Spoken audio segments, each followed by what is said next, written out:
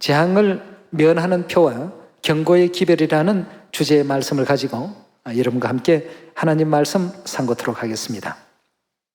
오늘 여러분과 저는 하나님께서 왜 우리에게 재앙을 면하는 표를 이렇게 성경에 기록하셨고 또 그런 일들이 일어나기 전에 경고의 기별을 왜 우리에게 또 하셨는가를 먼저 한번 생각해 볼 필요가 있겠더라는 것입니다.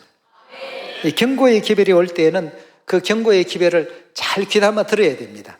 그렇지 않으면 본인에게 반드시 해가 돌아가도록 되어 있습니다. 어떤 아파트에 그 주차장에 이곳은 차를 세우지 마십시오 하고 경고판이 붙어 있었는데 어떤 사람이 보니까 차 세울 만한 마땅한 장소는 없고 그래서 애따 모르겠다 경고를 무시하고 거기다 차를 세웠다고 합니다. 근데 아침에 출근을 하려고 갔더니 그 위에 많은 양의 홍시가 떨어져 가지고 차가 완전히 엉망이 되어 있더랍니다. 그래서 왜 차를 대지 말라고 했는지 그제서야 이제 앞불사 했지만 때는 어떻습니까? 이미 늦었죠. 그러니까 지붕이고 범퍼고 막 그냥 감으로 도배된 그 차를 몰고 출근할 수밖에 없었다고 합니다. 뭔가 이 경고의 기별이 있을 때에는 반드시 그 뒤에 이유가 있기 때문에 경고를 하는 것입니다. 예전에 이스라엘 백성들에게도 이 같은 그 경고의 역사가 몇 차례 있었습니다. 근데 경고의 기별을 우리 믿음의 선진들은 잘 듣고 하나님의 뜻을 은혜롭게 잘 받들었는데 이방인들은 그런 어떤 그 경고의 기별에 그냥 콧방귀를 뀌었습니다. 그러다가 노아 당시에는 전 인류가 다 멸망하는 그런 어떤 사태가 벌어졌고 롯의 때에는 소돔 고모라 성 사람들이 전멸하는 사건이 벌어졌습니다. 하나님께서 성경 속에 불필요한 어떤 내용의 말씀을 담아놓지는 않습니다. 이 성경이 다 우리 뭘 위해서 기록했다고 했습니까? 구원을 위해서 기록하신 이 하나님 말씀에 불필요한 구원에 관계되지 않는 내용을 기록하지는 않았습니다. 경고할 필요가 없는 곳에 경고의 어떤 그 내용을 걸어놓을 필요가 있겠습니까?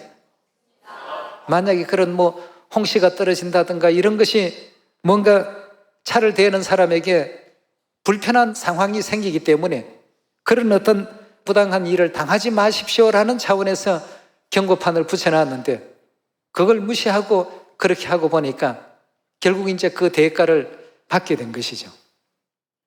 그래서 오늘 여러분들과 저는 재앙을 면하는 표와 경고의 기별이라는 주제를 가지고 아버지 어머니 뜻을 이제 우리 하나하나 성경에서 좀 찾아보시면서 우리에게도 이렇게 수천 년 전부터 선지자들이 경고를 해왔다고 한다면 이 성령 시대에 있어서 과연 경고에 대한 우리의 믿음의 자세는 어떠해야 될까? 이 문제를 한번 성경을 통해서 살펴보도록 하겠습니다. 열왕기상 13장 11절의 가르침을 함께 보겠습니다.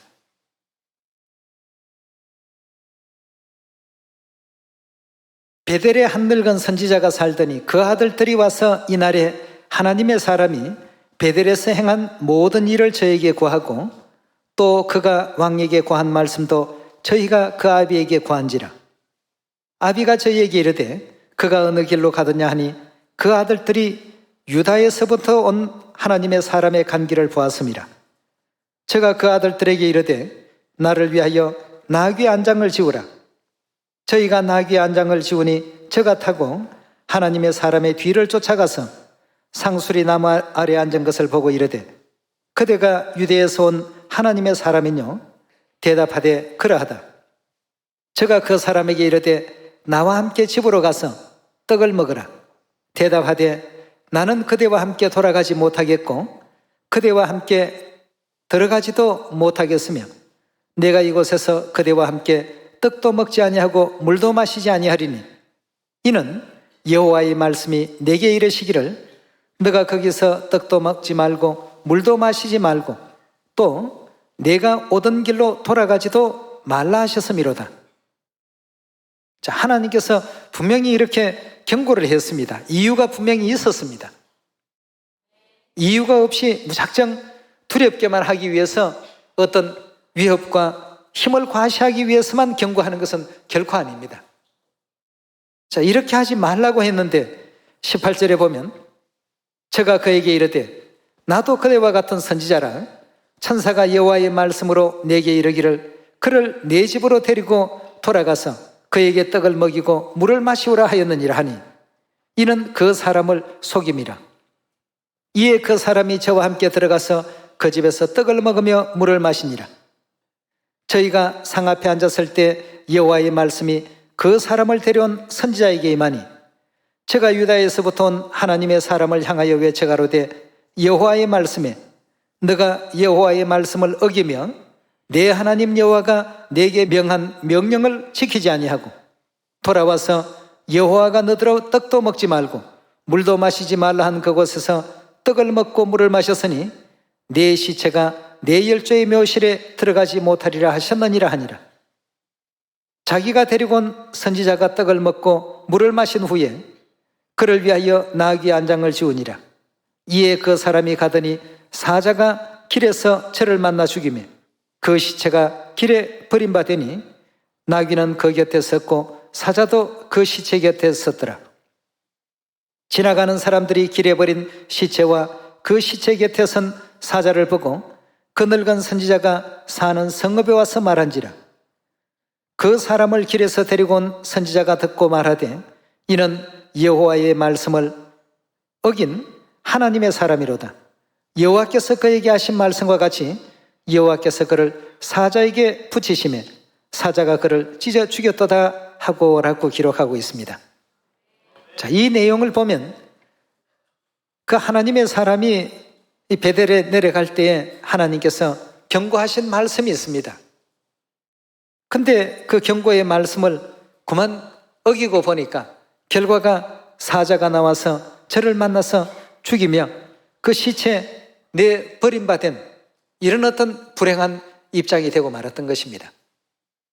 그럼 지나간 역사는 장래 우리를 위해서 교훈을 위해서 기록한 글이라고 하셨는데 그렇다면 이런 기록들이 과연 성경에 왜 기록되어 있을까? 한 번쯤은 우리가 생각해 볼 필요가 있겠습니다. 하나님의 경고하신 경고의 말씀을 제대로 수용하지 못했을 때 과연 어떤 결과가 초래되었을까? 하나님은 우리를 두렵게 하기 위해서 이런 기록을 남긴 것이 아닙니다. 반드시 하나님께서 우리에게 주신 그 경고 안에는 우리를 보호하시고자 하시는 뜻이 담겨 있는데 그 경고의 뜻을 어겨버리고 보니까 결국 좀 전에 예화 속에 얘기했던 그 가정은 간폭탄을 맞아서 차가 엉망이 된 채로 회사에 출근할 수밖에 없었고 또 하나님의 사람은 결국 사자에게 찢김 받는 이런 그 불행을 자초하게 됐던 것입니다. 자, 그렇다면 오늘날 이 시대에 있어서 하나님께서 왜 우리에게 예비하고 있으라 준비하라 또 마지막 재앙을 면하기 위해서 유월절 새 언약의 인침을 받아두라 등등의 이와 같은 말씀을 왜 하시는가를 한번 생각해 볼 필요가 있겠습니다. 왜 그런 경고의 기별을 우리에게 나리실까? 3500년 전 모세 시대에는 이스라엘 백성들이 애굽 땅에서 살았습니다. 그 애굽에서 출애굽하기 직전 바로 전날에 유월절을 하나님께서 명하시고 또 유월절을 지킴으로 말미암아 이스라엘 백성들은 다 그 죄악된 애굽 세상에서 건져주시고 애굽인들은 전부 이제 멸절하시는 그 장자를 멸하는 이와 같은 날로 하나님께서 정하셨습니다. 근데 그때에 하나님께서 약속하신 약속이 있었죠. 그 유월절 어린 양의 피를 문설주와 문인방에 바르기만 한다면 애굽 사람이 됐든 이스라엘 백성의 집이 됐든 어느 집이든 다 그 피를 보고 재앙이 어떻게 한다고요? 넘어갈 것이다. 그러나 그렇지 않은 집은 비록 이스라엘 백성의 집이라 할지라도 멸할 것이라고 했습니다. 근데 그 경고를 이스라엘 백성들은 어떻게 했습니까? 다 받아들이고 준비를 했습니다. 각 집마다 양을 잡고 양의 피를 문설주와 문인방에 전부 발랐는데 애굽 사람들은 어땠습니까? 한 집도 그렇게 한 집이 없었습니다. 다시 말해서 경고를 받아들인 이스라엘 백성들과 경고의 어떤 기별을 별로 대수롭지 않게 소중하게 생각지 않았던 애굽 사람들과의 차이였습니다. 자, 결과가 어찌 됐는지를 우리 3,500년 전 역사로 잠시 한번 돌아가 보면서 이제 오늘날 이 시대에도 우리에게 재앙을 면하게 하기 위해서 유월절을 그토록 강조하신 하나님의 섭리를 다시 한번 되새겨 보도록 합시다. 출애굽기 12장 11절의 말씀 같이 보도록 하겠습니다.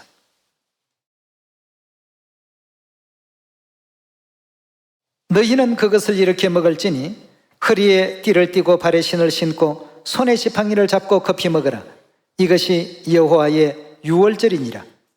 내가 그 밤에 애굽 땅에 두루 다니며 사람과 짐승을 물어나고 애굽 나라 가운데 처음 난 것을 다 치고 애굽의 모든 신에게 벌을 내리리라. 나는 여호와라. 하나님께서 전부 이제 경고하시는 장면이죠. 내가 애굽 땅을 칠 때 그 피가 너희의 거하는 집에 있어서 너희를 위하여 표적이 될지라. 내가 피를 볼 때 너희를 넘어가리니 재앙이 너희에게 내려 멸하지 아니하리라.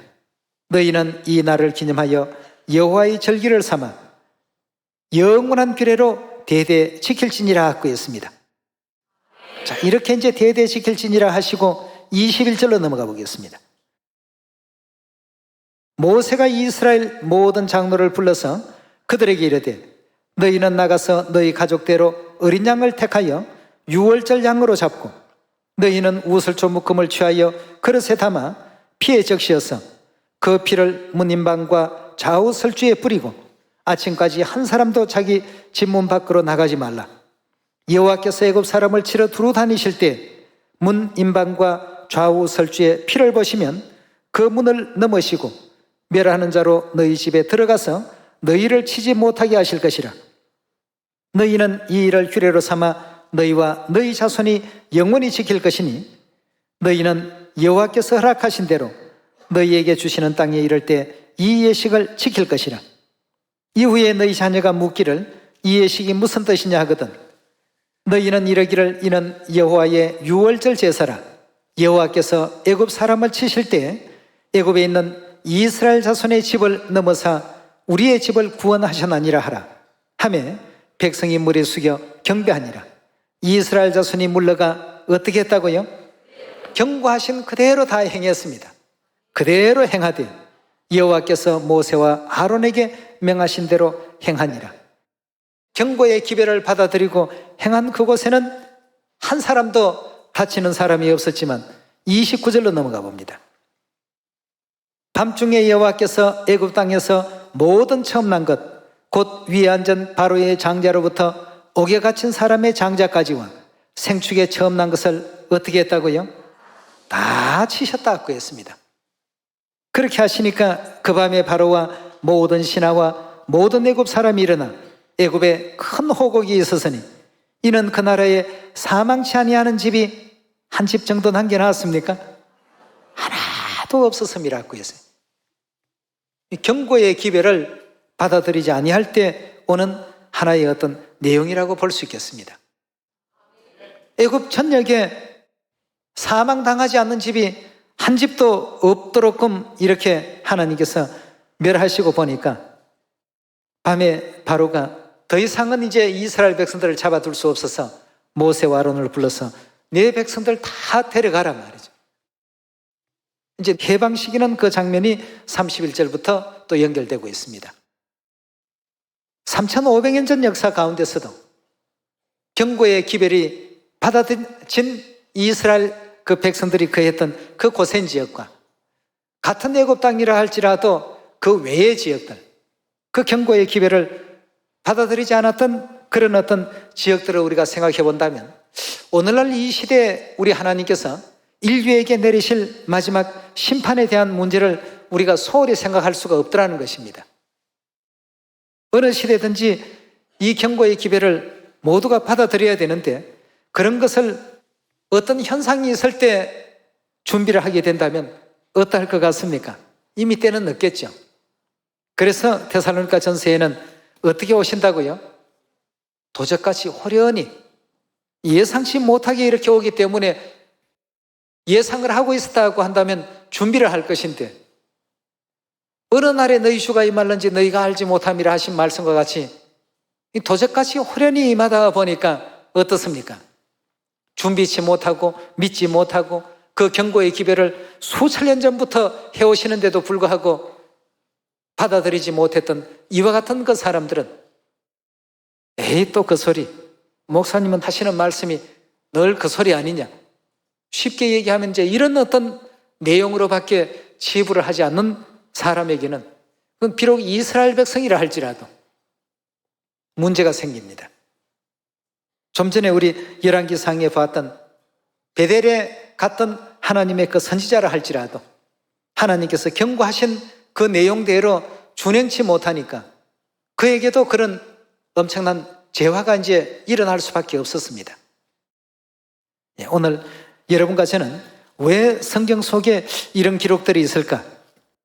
데살로니가전서 5장을 통해서 이 시대에 주신 하나님의 경고의 기별을 잘 한번 눈여겨보는 이 시간이 되길 바랍니다.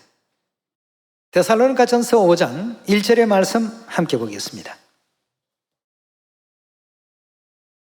형제들아, 때와 시기에 관하여 너희에게 쓸 것이 없음은 주의 날이 밤에 도적같이 이를 줄을 너희 자신이 자세히 알미라. 저희가 어떠하다 할 때요? 평안하다, 안전하다 할 때요. 그러니까 예측을 할 수 있다는 뜻입니까? 예측을 할 수 없다는 뜻입니까? 뭐 평안하고 안전하고 아무 어떤 재앙의 그런 어떤 징조도 없는데, 그러한 때 잉태된 여자에게 해상고통이 이름과 같이, 해상고통 뭐 징조 있다가 옵니까? 갑자기 오죠. 저녁 먹다가 갑자기 뭐 차에 실려가지고 그냥 이렇게 가는 경우도 있고, 또 길 가다가 갑자기 이렇게 뭐 실려가는 경우도 있고, 어떤 사람은 또 비행기 타고 다른 이제 그 나라로 가는 도중에 비행기 안에서도 그냥 이렇게 또 해상고통이 또 임해서 비행기 속에서 이제 그 자녀를 또 탄생시키는 뭐 이런 어떤 내용들도 가끔 뉴스에 볼 수 있겠습니다. 잉태된 여자에게 해상고통 이름과 같이 멸망이 어떻게 온다고요? 멸망이 호련히 저에게 이르리니 결단코 피하지 못하리라. 호련이라는 뜻은 무슨 뜻이죠? 준비하고 있지 않다가 갑자기 저에게 이르리니, 그러면 어떻게 됩니까? 결단코 피하지 못하리라. 무엇을 피하지 못합니까? 재앙을, 멸망을 결단코 피하지 못할 것이다 하고 있습니다. 그런데 우리는 지금 어떻게 해야 됩니까? 하나님께서 경고를 안 하셨습니까? 수천 년 전부터 이 시대에 대한 경고를 해놓으셨는데, 에이 설마 뭐 저러다가 말던데, 정말 늑대 소년 이야기가 딱 되고 있는 그런 현실입니다. 베드로후서 3장 6절입니다. 이로 말미암아 그때 세상은 물의 넘침으로 멸망하였으되 하늘과 땅은 그 동일한 말씀으로 불사르기 위하여 어떻게 했다고요? 자, 이런 말씀들이 왜 있을까? 왜 성경 속에 이런 기록들을 선지자들은 성령의 감동을 입고 기록하고 남겼을까? 꼭 우리 한번 명심을 해봐야 되겠습니다. 전부 경고입니다. 전부 이런 어떤 내용에 대한 것을 너희는 그래서 준비하고 있으라, 예비하고 있으라. 그 멸망이라는 것은 갑자기 오는 것이지 어떤 징조를 많이 보이다가 오는 것은 결코 아니다. 뭐 성수대교가 무너질 때 조금씩 이렇게 무너지다가 무너졌습니까? 뭐 출근들 한다고 그 다리 위에 많은 차들이 이제 올라타고 있습니다. 학생들이 또 학교 간다고 버스를 탔습니다. 그런데 갑자기 다리가 뚝 떨어져 버립니다. 이 모든 일들이 전부 갑자기 오는 일이지, 그것을 알았더라고 한다면 그리로 지나갈 사람 아무도 없었을 것입니다. 그러나 우리 하나님은 이미 이렇게 될 것을 내다보시고 어떻게 했습니까? 태초부터 종말을 내다보시니까 우리에게, 자녀들에게 경고를 했습니다. 알려주셨습니다. 이 마지막 시대에는, 옛날 그 노아 시대는 물의 넘침으로 멸망했지만 이제는 하나님께서 하늘과 땅을 불사르기 위해서 간수함 받아 경건치 않은 사람들의 심판과 멸망의 날까지 보존하여 두신 것이라. 그렇지만 왜 이런 경고의 기별을 우리에게 보내주시느냐 하면 아무도 멸망치 않고 모두 회개하라는 이 이유 때문에 우리에게 경고를 하신다고 했습니다. 9절로 넘어가 봅시다. 주의 약속은 어떤 이에 더디다고 생각하는 것 같이 더딘 것이 아니라 오직 너희를 대하여 오래 참으사 아무도 멸망치 않고 다 회개하기에 이르기를 원하신다고 했습니다. 자, 경고의 기별을 통해서 모든 자녀들이 빨리 회개하고 구원받을 수 있는 길로 나오도록 하나님께서는 바라고 계신다고 했습니다. 10절입니다. 그러나 주의 날이 도적같이 오리니 그날에는 하늘이 큰 소리로 떠나가고 체질이 뜨거운 불에 풀어지고 땅과 그 중에 있는 모든 일이 드러나리로다. 이 모든 것이 이렇게 풀어지리니 너희는 어떤 사람이 되어야 마땅하겠느냐고 했습니다. 이런 일들은 틀림없이 오는데 어떻게 되어야 마땅하겠느냐? 지나간 역사는 장래 일의 그림자이니 지난 3,500년 전에 모세 시대 때 역사를 한번 되돌아보라는 얘기입니다. 되돌아보니까 경고의 기별을 받들지 않은 가정들은 한 가정도 남김없이 다 어떻게 되었습니까? 멸망치 않는 집이 한 집도 없었다고 되어 있고, 하나님의 경고의 말씀을 따라서 6월절 어린 양을 잡고 그 피를 문설주와 임방에 발라두었던 그 가정들은 전부 멸하는 천사가 그 집을 넘어가서 재앙에서부터 자유로워질 수 있는 그 은혜를 받았다는 성경의 그 말씀들이 우리에게 또 전해지고 있습니다. 11절에 다시 봅니다. 이 모든 것이 이렇게 풀어지리니 너희가 어떤 사람이 되어야 마땅하뇨? 거룩한 행실과 경건함으로 하나님의 날이 임하기를 바라보고 간절히 사모하라. 그날에 하늘이 불에 타서 풀어지고 체질이 뜨거운 불에 녹아지려니와 우리는 그의 뭐가 있다고 했습니까? 약속이 있습니다. 하나님의 약속대로 의에 거하는 바 새 하늘과 새 땅을 바라보도다. 그러므로 사랑하는 자들아, 너희가 이것을 바라보나니 주 앞에 점도 흠도 없이 평강 가운데 나타나기를 힘쓰라고 했습니다. 틀림없이 이런 하나님의 그 약속이 우리에게 주어지고 있으니까 어느 시대든지 경고의 기별이 올 때에 그 경고의 기별을 무시해버린 사람들은 소돔 고모라 때에도 사위들이 장인이 전해주는 그 경고의 기별을 어떻게 했습니까? 무시하고 다 죽었죠. 경고의 기별을 멸시해버리게 되면 전부 멸망으로 끝이 납니다. 그러나 이제는 그 멸망이 육체의 멸망으로 끝나는 것이 아니라 육체의 멸망과 아울러서 어떤 멸망까지 옵니까? 영혼의 멸망까지도 이어지기 때문에 모두에게 속히 또 새 언약 6월절로 말미암아 재앙을 면하는 하나님의 그 경고의 기별을 이 롯처럼 그 소돔 고모라에 내려질 하나님의 그 경고를 그 사위들에게 가서 알려주었던 것처럼 우리도 속히 이제 전하고 알려야 되겠습니다. 이런 내용들이 성경에 왜 있을까를 우리가 무심히 이렇게 봐서는 안 되겠습니다. 천인이 만인이 좌우편에서 쓰러지고 넘어질지라도 하나님의 그 뜻을 받던 하나님의 자녀들에 대해서는 그 모든 재앙으로부터 안전하게 지켜보아야 할 것이라는 약속의 그 말씀을 우리 시편 91편 한번 되새겨 보도록 하겠습니다. 91편 7절의 말씀 보시면 천인이 내 곁에서 만인이 내 우편에서 엎드러지나, 천인이 죽고 만인이 죽는다는 이 사실은 뭐 한두 명 죽는 어떤 그런 작은 어떤 재앙들이 아닙니다. 이 재앙이야말로 참으로 엄청난 재앙이라고 말할 수밖에 없습니다. 천인이 내 곁에서 만인이 내 우편에서 엎드러지나, 이 재앙이 내게는 어떻다고요? 왜 가까이 못합니까? 가까이 못하게끔 하나님께서 막아주시는 하나님의 그 표가 있기 때문에 아닙니까? 재앙을 면하는 표를 우리에게 다 허락해 놓으셨습니다. 요한계시록에는 보면 그 표가 어디에 있다고 했습니까? 우리 이마에 다 인쳐 놓으셨다고 되어 있습니다. 절대 건드리지 못하게끔 해 놓으셨죠. 계속 봅니다. 오직 너는 목도하리니 악인의 보응이 내게 보이리로다. 내가 말하기를 여호와는 나의 피난처시라 하고 지존자로 거처를 삼았으므로 화가 내게 미치지 못하며 재앙이 내 장막에 가까이 오지 못하리니 저가 너를 위하여 그 사자를 명하사 내 모든 길에 너를 지키게 하심이라. 저희가 그 손으로 너를 붙들어 발이 돌에 부딪히지 않게 하리로다.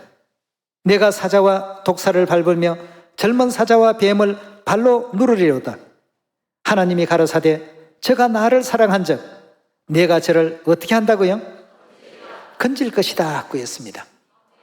하나님을 사랑하는 이 사람들은 결국 뭘 하는 사람들입니까? 요한복음 14장 15절에 보면 너희가 나를 사랑하면, 하나님의 계명 중에 어떤 계명요? 유월절 계명을 거룩히 지키고 보니까 재앙을 면할 수 있는 그 약속을 우리에게 허락하지 않았습니까? 요한복음 우리 14장 한번 찾아보도록 합시다. 15절입니다. 너희가 나를 사랑하면, 진짜 나를 사랑한다면 뭘 하라고요? 나의 계명을 지키리라. 그 다음 21절로 또 넘어가 봅시다. 나의 계명을 가지고 지키는 자라야 뭐 하는 자라고요? 나를 사랑하는 자니. 그 이 두 내용의 말씀을 보면 과연 하나님의 계명을 그대로 지키고 있는 사람은 누구를 사랑하는 자입니까? 그런 사람을 하나님께서는 시편 91편 천인이 내 우편에서 만인이 내 곁에서 쓰러진다 할지라도 이 재앙이 내게는 어떻게 한다고요? 가까이 못하게 하실 것이다 하고 있습니다. 하나님의 계명 지키는 사람들 누굽니까? 우리 시온의 자녀들 아닙니까? 절기의 백성들. 그럼 절기 중에서도 재앙을 면하게 약속되어 있는 절기는 바로 새 언약의 유월절이죠.